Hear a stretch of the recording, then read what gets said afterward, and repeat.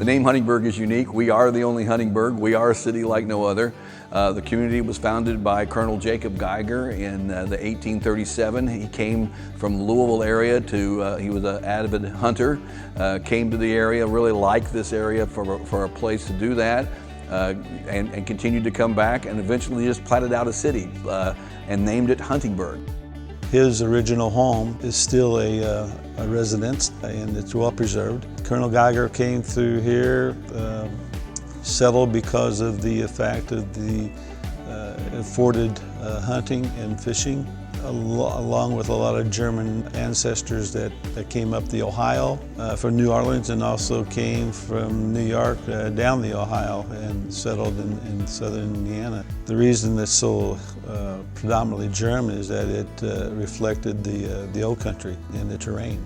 Since that time, we've been the only Huntingburg, and the community continued to grow in different ways. Though we were really affected by the wood industry as it came through. The railroad has been a big part of our community for a long time. We had some very rich clay and deposits that caused the brickyards to be here for a while. So Huntingburg has evolved over the years. It's been a very strong and viable community, and we're very proud of our heritage.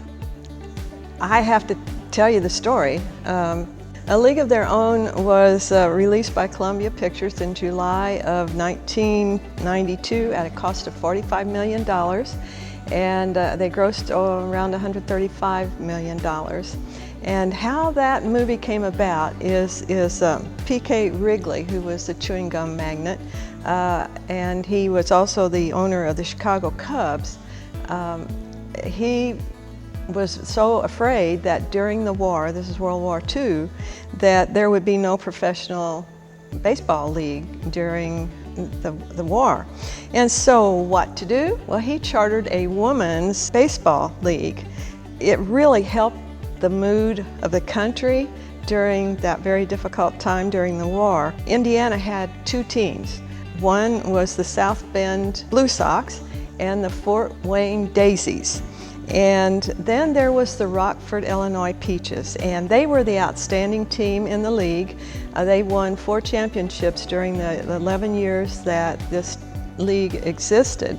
The good thing is that Huntingburg has had a history of loving baseball, and semi-professional baseball started in Huntingburg in 1883. Now, I remember as a very young girl attending games in that stadium in the 1940s. It was so different then. My grandma and grandpa would take me, and it wasn't like we go to the games today and wear our shorts or whatever. The women dressed up in their Sunday best with a hat, white gloves, and high heels. And then I remember Grandpa, he wore a tie and a white shirt, and this was a big thing in Du Bois County.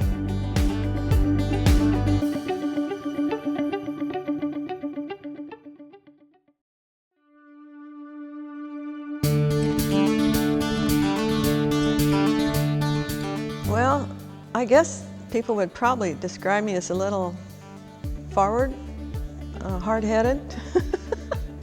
As I understand it, the mayor at that time, Connie Noss, became aware that there was a filming going to happen about a baseball movie, and Evansville had already been selected as a site. Somehow some people got me interested in politics. So I ran. Never had been a woman elected before in Du Bois County, and I was on the council for 8 years, and then became mayor for 8 years. And then I was the auditor of the state of Indiana, auditor comptroller of the state of Indiana for 8 years. Now I'm retired, supposedly. She heard about the movie maybe coming to Evansville, so she arranged to have a meeting down there with them, or kind of crashed and had the meeting down there with them and got it going. It didn't please the Evansville folk very much, but I was glad that I went. I got Columbia interested in what we had here in Huntingburg. She made sure that the filmmakers knew that Huntingburg was here and had a site that would be appropriate for this type of film. So I think she just kind of invited herself to a meeting, invited them to Huntingburg. They came, and I guess the rest is history. we found out they were going to come up and take a look at Huntingburg. And it was a secret meeting. It was Mayor Noss, myself, and Tom Lampert, city councilman. And we couldn't tell anybody the meeting was going on. It was real secretive. And we met down at the grandstand, City Park, and Penny Marshall showed up, and Bill Groom, the set designer, they were down there. And there was a local ball team practicing down there at the same time. It was the ball field was being used at that time of the year. So there were some kids out there playing. Anyway, Penny Marshall and Bill Groom looked at the site, and they liked what they saw, and they said it'd be about 2 weeks they'd come back and let us know if it was going to go. Well, they left, and when they left, I was probably the last one to go. And one of the kids that were out there playing, he was probably a 14, 15-year-old boy. He came up to me and said, "Was that Laverne from Laverne and Shirley TV show?" I said, "No, it looked like her, but it really wasn't her," because we just couldn't tell anybody. So I told a little white lie on that deal, but it was her. I still remember in back of the stadium where we met them secretly, where people probably couldn't see us. There may be one or two that saw us, but Penny really liked the trees, and she liked the towers, the light towers. When they saw that location, when they saw the beauty of the park around it, when they saw that even the light standards were from a time when was a period time, they saw something that was unique that they could work with, and really could tie closely to the feel that they were wanting as part of that movie. She worked very hard to get it here, and if it wouldn't be for her, it wouldn't have happened here, I don't believe. It would have stayed just mainly in Evansville and wherever else they were looking at.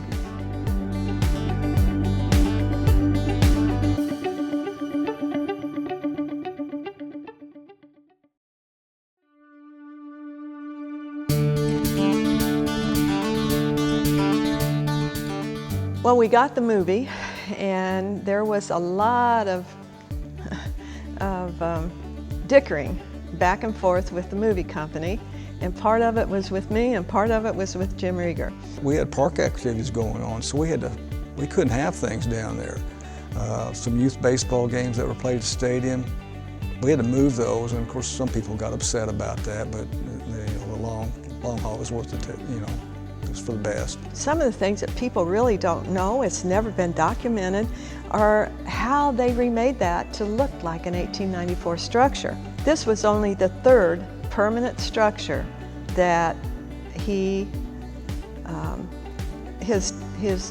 business had constructed. Now, that didn't just happen. It took some negotiation. It was amazing. It was really amazing to watch how much work was done and how quickly it was done. The time frame that was involved was just unbelievable. It was going on during the summertime when there was activity going on in the park. As I mentioned, I was a softball player at the time, and you'd go to the softball game and you could look every week and see a change in how that was done. He had a crew of 36 people, and he wanted to hire people from Huntingburg. Well, that presented a problem because at that time, Huntingburg didn't have unions. So I had to call the state offices and finally encouraged them to let Columbia Studios hire people who were not union workers. It was quite a unique situation. We have the day before the week actually before they were going to start construction, Harold Collins, who built the stadium, came in our office and he said, "I'm Harold Collins, I need to set up an account for Columbia Pictures and we'll be buying some materials." And so he gave me the material list, and I got on the phone and started shopping the material list and got him the pricing and availability and told him that, probably 3 weeks, blah, blah, blah. And he said, okay. And he came in about a week and he says, "What's the progress on that lumber?" And I said, "I just happened to check this morning. They have some of the first load ready of the big timbers you need, but it's not quite all ready." He said, "Well, what do they have ready?" And I gave him the list of materials. He said, "Well, tell them to ship it." I said, "Well, Mr. Collins, I really can't do that because it's based on full truck of freight and the price will change." He said, "I don't care what it costs, just get it here." There was scrupulous attention given to many areas during the construction. Circular saws could not be used, which is now. but they couldn't be used because they used straight cut in the 1930s when this was being constructed. We figured out that it took enough lumber if we put it end to end, that it would reach from Huntingburg to Louisville, Kentucky, which is about 85 to 90 miles, somewhere in that ballpark. So that's how much lumber actually went into that stadium. One thing that a lot of people probably don't realize, there's a big Budweiser sign and a big Coca-Cola sign out in left field by the scoreboard, and those are still original signs. Well, those companies paid Columbia $1 million each just to have those pictures or those signs in the movie. That was revenue for them, and they wanted that to be seen in the movie, so we definitely kept those two out there.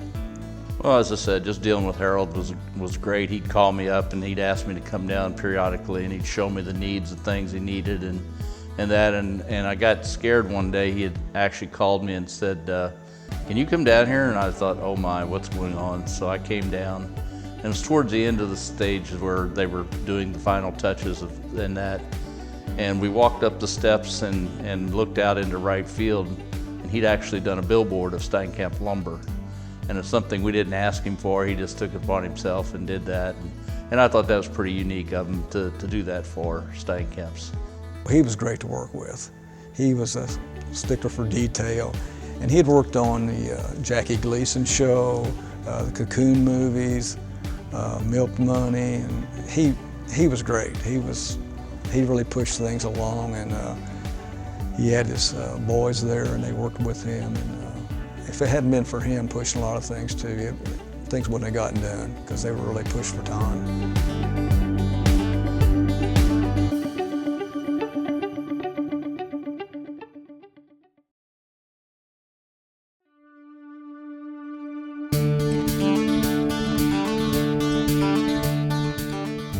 It was pretty a pretty cool time, really. It was there was a definite buzz, in the community.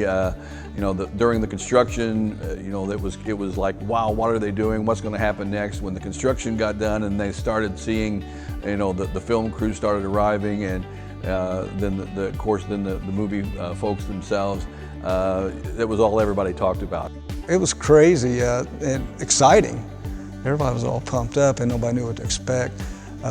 The city, a lot of different departments helped out with the movie. It just wasn't, one or two. It was police department, street department, all the utilities. Everybody was down there doing something, helping out, getting the construction part ready. Oh, the fireworks. They started filming, I think, around 8 o'clock at night on that particular day. And now, you have to remember, we were in a drought. This is very serious, to have fireworks when there's a drought and all these trees and wooded areas around the park. So all I could do was to call the fire departments from every city in DuBois County. And we tried to surround the whole area, which they did. No one dreamed that the fireworks would go on until 1 or 2 in the morning. And then when the movie came out, I thought, boy, there's going to be a lot of fireworks in that movie. It was about 30 seconds. And I thought, takes a lot of work to get 30 seconds. I think we had like 2,000 people there that night. It was the biggest night. Well, like she said, there's about maybe 30 seconds of the filming. What happened, the cameras malfunctioned and they didn't know it until later on, so they ended up doing some of the fireworks scenes down at Bossy Field too. Anyway, they didn't have a whole lot on film and didn't realize it till the next day, because they'd always send the film off right away the next day, and they didn't know what had happened. But that's why there wasn't too many fireworks scenes. It was just interesting to see how much footage is filmed to make a movie. It was a closed set, so they had a lot of people wanting to come down and check things out, nose around, gawk. They weren't allowed down there. Once they started filming, that park was shut down. The police had to keep everybody away, and that upset a lot of local people that couldn't go down there.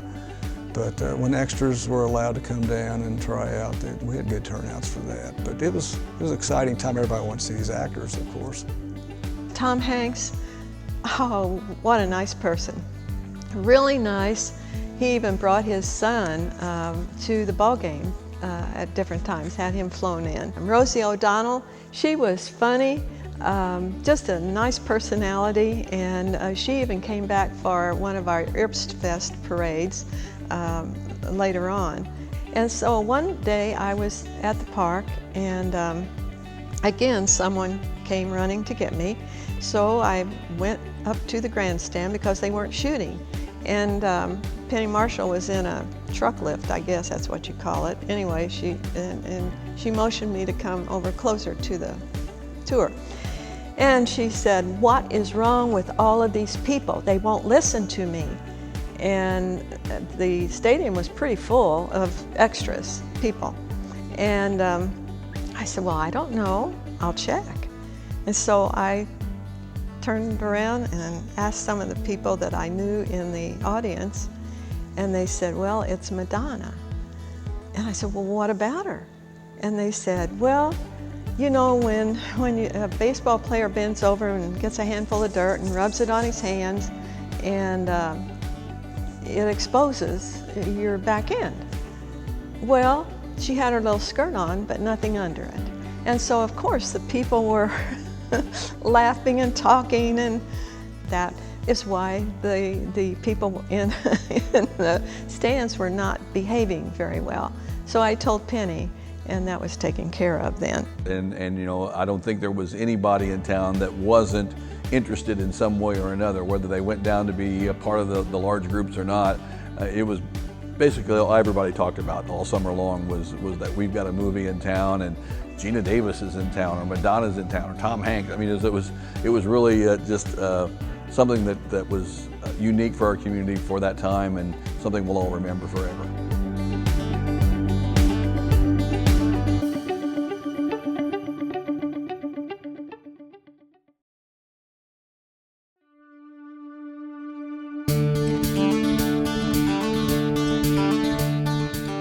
The first day they filmed, I think we started like at 2:30 in the afternoon and got done about 6. But most days you had to be down there around 6 o'clock in the morning. You reported to your trailer, you got your change of clothes, then you went through a line where they checked you, make sure your hair wasn't too long for that time period. If it was, they cut it. And then you go over to the set, and I had a copy of the script, so I kind of knew what was going on. I knew when I might be in a scene, so I could kind of go goof off if I wanted to, or go do some real work, because I was on the city time also then, so I could do both.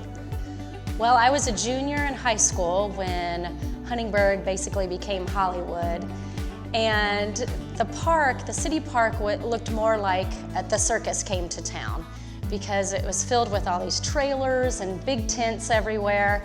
And it all began whenever the local media put out a call for volunteers. So my first day as an extra, I was a volunteer, and some of the radio stations and the newspaper asked anybody and everybody on Labor Day weekend 25 years ago who could be a part of this. And there's a whole list of what they should wear, what the men and the women and the children should wear that day. I remember that it was the first time I wore my hair overnight in rollers because they wanted, you know, curly hair and anything that would make the 40s look. I lived in Louisville at the time, so I only came in just for being an extra over that Labor Day weekend that was crazy. As everybody else would probably tell you, it was scorching hot. It was interesting, it was fun, it made everybody realize that it's not as glamorous as you think it might be. You know, you're kind of corralled here, there, and everywhere. The women had to be down at the stadium earlier than the men. And then you sat someplace, and then you walked over to another place and sat there for, I mean, that tended to be the whole day.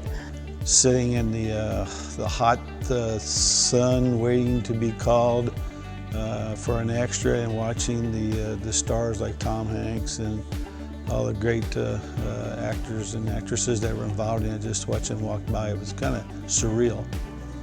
Most of the stars like Tom Hanks, Gene Davis, they didn't stay here. They stayed in another town. They limoed them up every day.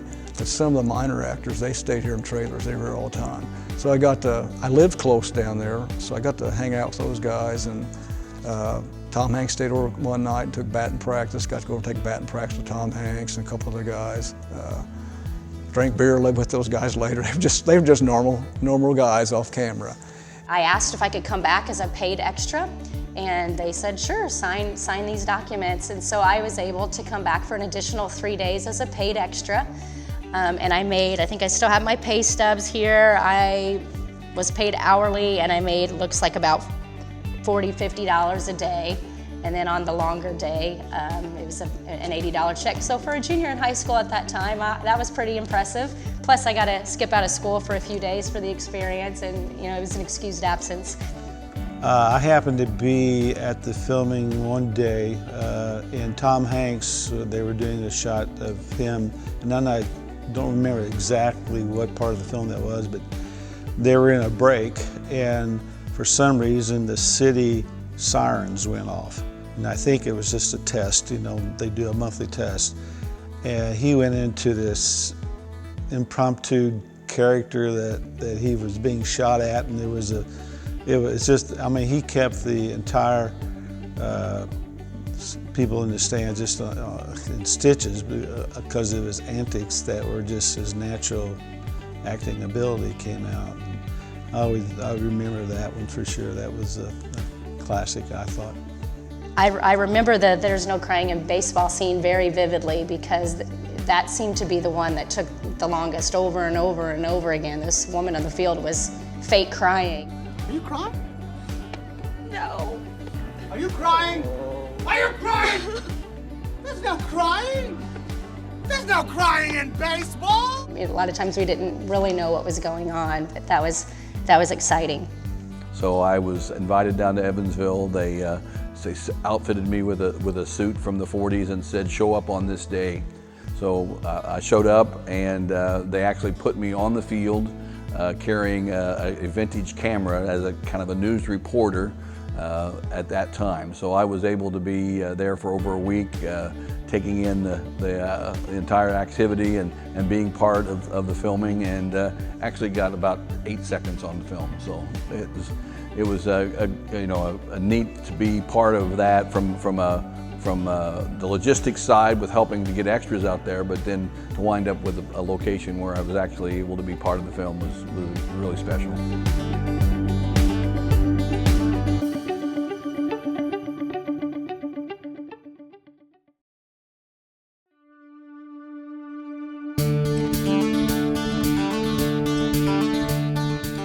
Well, that's the next story. The fact that the stadium was built as a set. As I understand it, the gentleman who built it, Harold Collins, was in charge of construction, and he knew that it was the commitment was made to leave the stadium there for future use. So I think Mr. Collins took extra special care in making sure it was built to stay, because it was a real monument to his team and what they did. Columbia Pictures they put a sprinkler system in down there for us. They refurbished a grandstand and made it a permanent site. Spent quite a bit of money. So I think they didn't realize. I heard some people say, well, before when it was going to be filmed, well, that's going to be a white elephant. They had no idea what repercussions were going to happen after that and what was going to happen down the road, which turned out to be a good thing for all of us. This is one of 3 films that was done in the 90s here in Huntingburg. And I think the reputation of the lead film being League of Their Own spread throughout the movie industry. Well, at the end of my job, we knew we needed to make improvements down there because it's a wood stadium, and we started incorporating some brick, things like that to make it stronger, make it last. The outfield walls replaced, and some of the frontage walls were replaced. We actually put concrete in there, and it's an 8-foot concrete wall now, but we put the original signs back on, put them on wood, so you can't really tell it's a concrete wall. So we try to keep the atmosphere as close as possible to what it was originally. Also maintaining future generations' use of it, because the outfield wall kept falling in, had all kinds of maintenance on it. So now we've got it fixed where it'll last for generations. Same way with any other work we're doing, we have boards that always needs replaced. Every time you walk through it, there's another board that needs replaced. So the wooden structure is, you just have to keep track and keep it in good repair. But the sounds of people walking on it and things like that during the game, you can hear all those kind of things happening too. So you don't want to take away all that feel, but you have to repair it for future generations. You don't want to keep doing the same repairs over and over and over again. It's something that makes us unique. Huntingburg is a city like no other because of our name primarily, but League Stadium is one of those things that makes us a unique community as well. And it's something that we all appreciate, I think, and we'll treasure for a long, long time.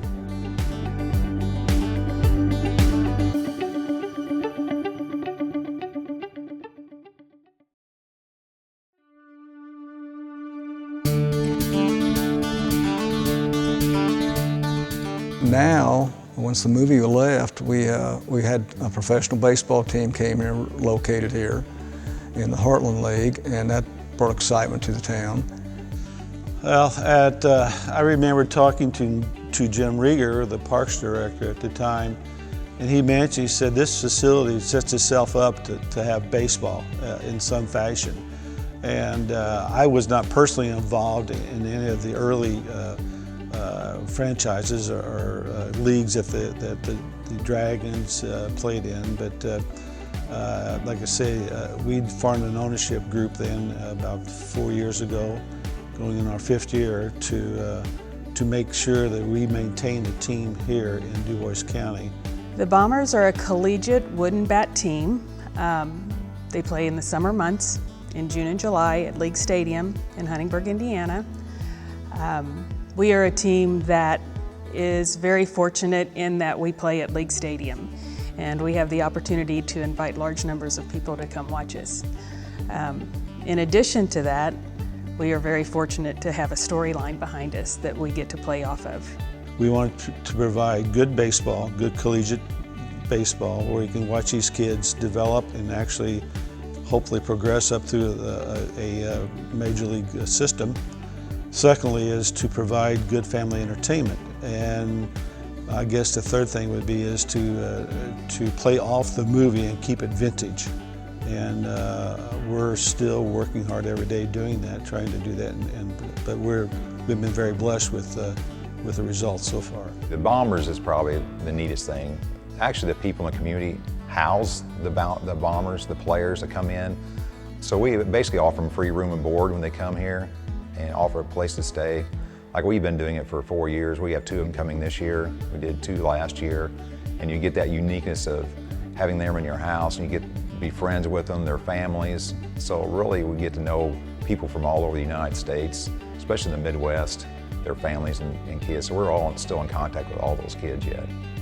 Well, the Bombers baseball games, my husband and I go, we have season tickets every year, and we have made so many friends sitting around. I mean, probably 30 of us all just have a ball together, and we do all kind of dances, and they play the chicken dance, and Alan gets up and he can lead the chicken dance for the whole doggone stadium. And it's just a lot of fun. Everybody has fun. I think there is a real personality in League Stadium. There's not a whole lot of those old wooden historic grandstands left. And they have a certain feel to them. They have a personality. You don't come to League Stadium to watch a game and not expect to have a post in your line of vision at some point during the game. It's going to be there, but it's all part of the feel of the stadium. I think one of the most gratifying thing I see is that when people come in, when I look outside the stadium and there's a line of people coming into a ball game, and when people are leaving after a game, and the families, the number of kids that are there, the mom and dads, I would almost guess that most people that go to a Bombers baseball game, the majority of them the next day won't remember if we won or lost, but they will remember if they had a good time and the entertainment factor that we provide, and that to me is most gratifying.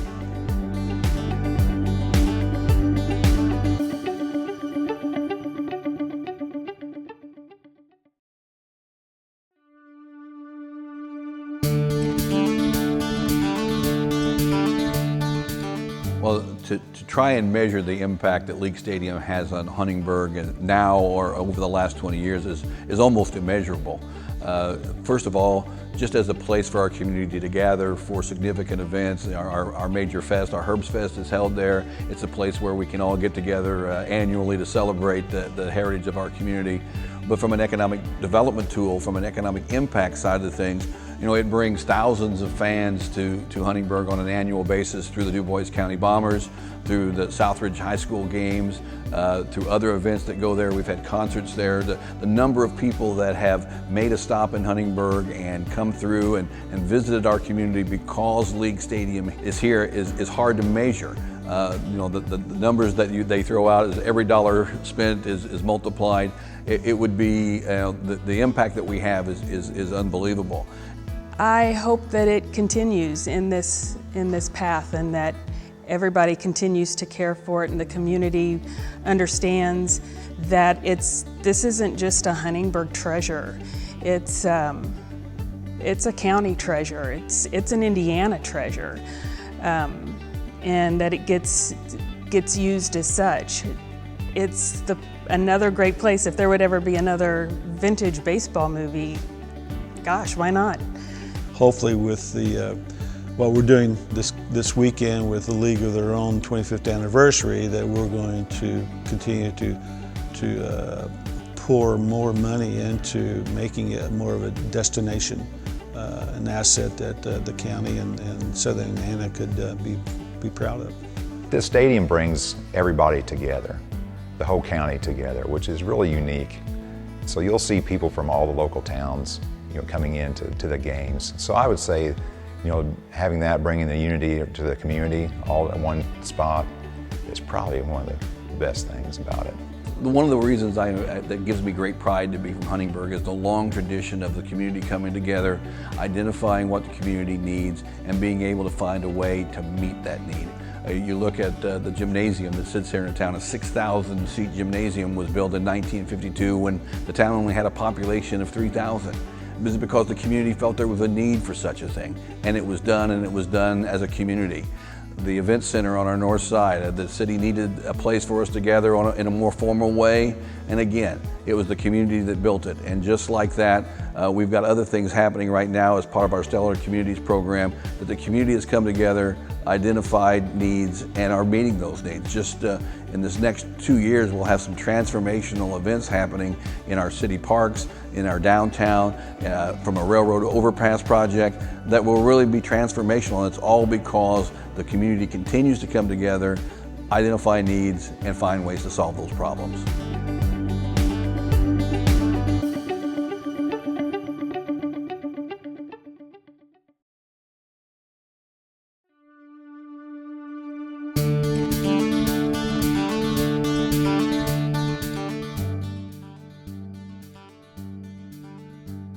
Well, I think League Stadium is an integral part of our community's history, but it's also a strong, it's going to be an icon for the future as well. We have the task of maintaining it and keeping it operational and as a viable structure, and we're fully committed to that. I think it's something that we will see for years and years to come because it is so unique. And not only from the use that we have here as a city, but as a way to continue to invite visitors to our community.